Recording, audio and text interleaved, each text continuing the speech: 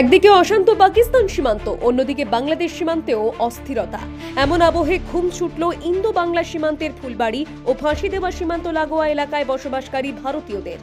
আগে সীমান্তে বয়ে যাওয়া নদীতে স্নান করা বা নদী থেকে জল নেওয়া সবই করতে পারতেন বিনা বাধায়।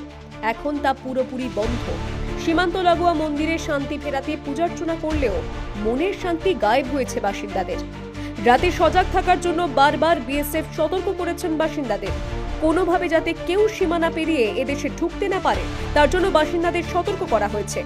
গরু পাচার কিছুটা কমলেও রাতে প্রায়ই ওপার থেকে আসা গুলির শব্দে আঁতকে উঠছেন তারা। এখন আতঙ্কে আছে, আমরা রাত্রে ঠিকমতো ঘুমোতে পারছি না আর কি।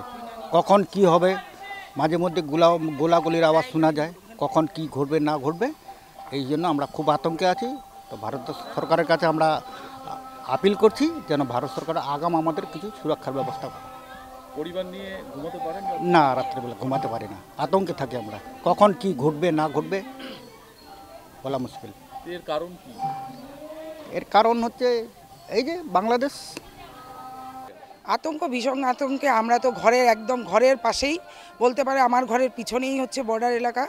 আমরা এখানে, এটা বাংলাদেশ বর্ডার, বাংলাদেশ ভারতের মাঝখানে একটা নদী আছে, নদীটাই হচ্ছে আমাদের মাঝখানের বেড়া বলতে পারেন।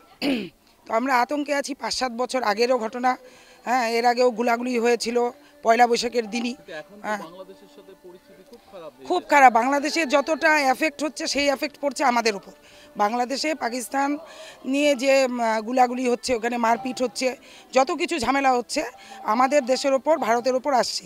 যেহেতু বাংলাদেশের লাগোয়া আমাদের এই ফাঁসিদেওয়া গ্রাম, এর জন্য ওই দিকের আতঙ্কটা আমাদের উপর।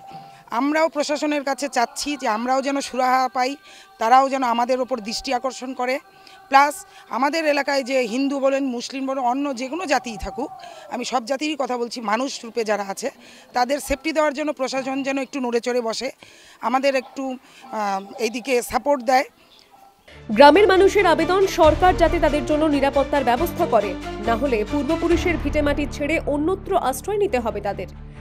শিলিগুড়ি থেকে সায়ন সাহার রিপোর্ট, দ্য ওয়াল।